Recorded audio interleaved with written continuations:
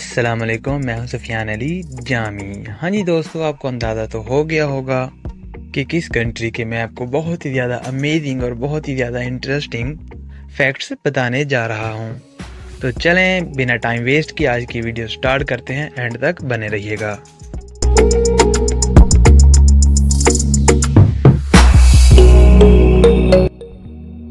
आज जिस कंट्री के मैं आपको फैक्ट बताने वाला हूं वो है ब्राज़ील। अगर ब्राज़ील की लोकेशन की बात की जाए तो इसका 50 to 60% हिस्सा अटलांटिक ओशन से मिलता है। और इसका बाकी से अगर नेबरहुड कंट्रीज़ की बात की जाए तो हमसाय ममालिक में कोलंबिया, अर्जेंटीना, बोलिविया, पराग्वे और बहुत छोटे बड़े ममालिक शामिल हैं।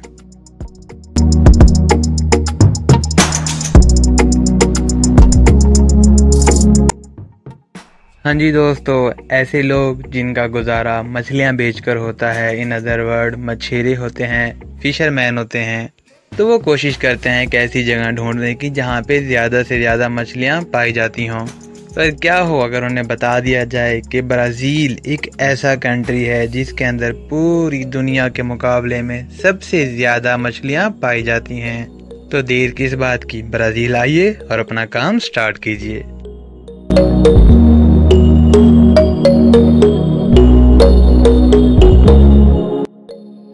अगर पूरी दुनिया के ममालिक में देखा जाए तो हर ममालिक में अपने लिहाज से कुछ न कुछ तैयार चीज़ें की जाती हैं, और अगर एक ही चीज़ एक से ज़्यादा मुल्कों में तैयार की जाए तो फिर उसे कंपटीशन कहते हैं।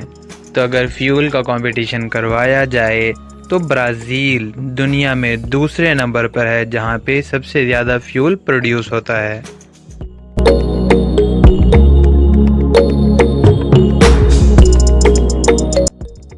हाँ जी दोस्तों, बज़ाहिर तो ये फैक्ट थोड़ा अजीब है, लेकिन किसी मुल्क में ऐसी चीज़ जो दूसरी जगह ना हो, किसी और मुल्क में ना हो, तो वो उस मुल्क का फैक्ट होता है। हाँ जी, तो बात की जाए कब्रिस्तान की तो दुनिया का सबसे हाईएस्ट, बात लार्जेस्ट की नहीं हो रही, सबसे हाईएस्ट ऊंचा कब्रिस्तान ब्राज़ील में मौजूद है।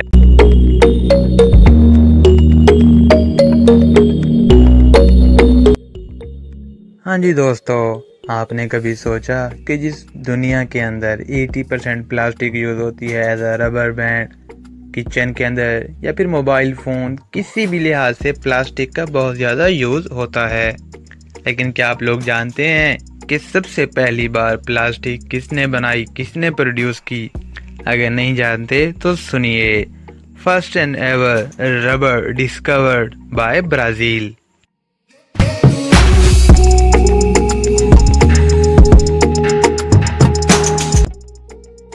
हाँ जी दोस्तों, हर इंसान अपने लिहाज से अपना ख्याल रखता है और अपने हेल्थ को मेंटेन रखने की पूरी कोशिश करता है, लेकिन उसके बावजूद भी अगर उसकी हेल्थ मेंटेन ना हो सके और उसका कलर फेयर ना हो सके और वो बन जाए काला, तो इसे फैक्ट कहा जाता है। तो ब्राज़ील पूरी दुनिया में दूसरे नंबर पर है जहाँ पे काले लोग बहुत ज़्यादा पाए जाते हैं।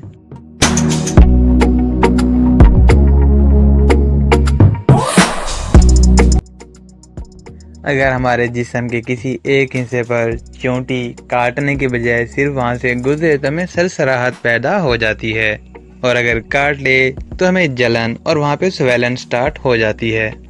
लेकिन ब्राज़ील के एक अनोखे रिवाज के लिहाज से एक लड़के के बालिग होने से पहले उसे चोटियों का ग्लव्स पहनाया जाता है और उसे बुलेट आंट ग्लव्स के नाम से जाना जाता है। बज़ाहिर तो बेवकूफ़ी है, लेकिन उनके लिहाज से ये मर्दानगी की निशानी है।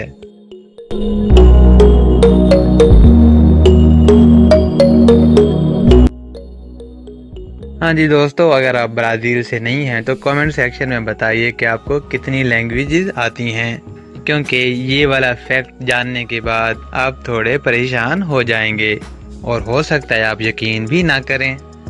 तो कंट्री ब्राज़ील के अंदर 180 ज़बानें बोली जाती हैं। जिसे पता था वो हाथ खड़ा करे।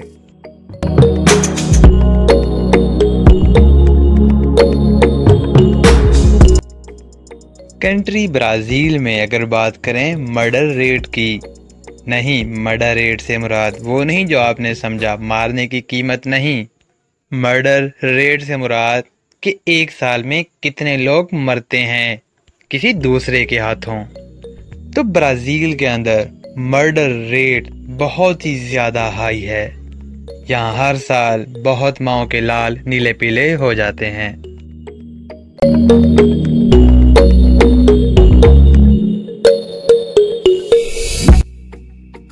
कोई भी ऐसी डिश जो आपको पसंद हो और आपको उसे यूनिक बनाकर शो करना हो, तो आपको कुछ करने की जरूरत नहीं, जस्ट मुंह टेढ़ा कीजिए और कुछ भी उल्टा बोल दीजिए।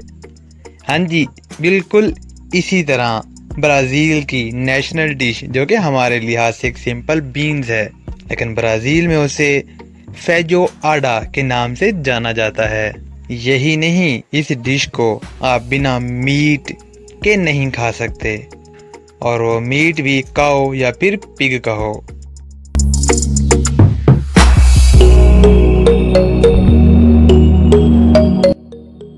हाँ जी दोस्तों, कहते हैं मेहनत की कभी हार नहीं होती। पहले सेकंड पोजीशन ली फ्यूल की प्रोडक्शन में, फिर सेकंड पोजीशन ली ब्लैक पीपल की लिस्ट में, फिर रबड़ की डिस्कवरी के बाद मेहनत करते हुए ब्राज़ील ने 1695 के अंदर गोल्ड की डिस्कवरी की। दुनिया का पहला मुल्क जिसने गोल्ड डिस्कवर किया। हाँ जी दोस्तों, आपको सब फैक्ट्स कैसे लगे कमेंट सेक्शन में ज़रूर बताइएगा।